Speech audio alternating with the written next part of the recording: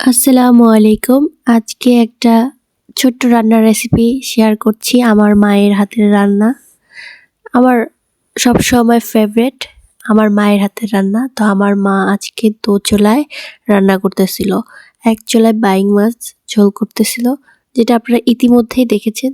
আর আরেক চুলায় আমার আম্মু কচুর ঘাটি করতেছিল। এটা সাধারণ কচু না, এটা জংলা কচুর মাটির নিচে হয় ছড়ার মতো সেটা। সেটা চিংড়ি মাছ দিয়ে ঘাটি করতেছিল। আমার কাছে অন্যান্য ঘাটির থেকে এই ঘাটিটা অনেক মজা লাগে এবং ভালো লাগে। তো আম্মু বাজার থেকে চিংড়ি মাছ নিয়ে এসে সকাল সকাল কচুটা সিদ্ধ করে সেটা পরিষ্কার করে ভালোভাবে মশলাটা কষায় নিছে। আদা রসুন জিরা বাটা দিয়ে সব কিছু দিয়ে ভালোভাবে মশলা কষিয়ে তার ভিতর চিংড়ি মাছ দিয়ে কিছুক্ষণ কষিয়েছে।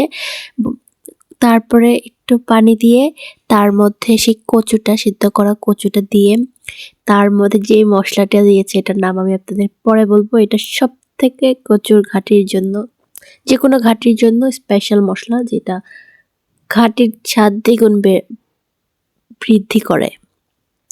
তো ভালোভাবে করছিল। আমি তো এটা খাইছি, অনেক মজা লাগছে আমার কাছে। আমি আবারও খাইতে চাই, আবারও খাবো ইনশাল্লাহ। আর আমার মায়ের হাতের রান্নার কোনো তুলনা হয় না। তো যাই হোক, আপনারা আমার পাশে থাকবেন, ভিডিও দেখবেন, শেয়ার করবেন, সাবস্ক্রাইব করবেন। এবং আপনাদের যে বলছিলাম লাস্টে এটা মশলার নাম বলবো, সেটা হচ্ছে রাঁধুনি মশলা। এটা কোনো কেনা মশলা না, এটা অর্গানিক। সেটা ভেজে গুঁড়া করে ঘাটির মধ্যে দিলে সেটার এই বাসা ও বাসা একদম পুরা গ্রামে সেই গন্ধটা ছড়ায় যায়।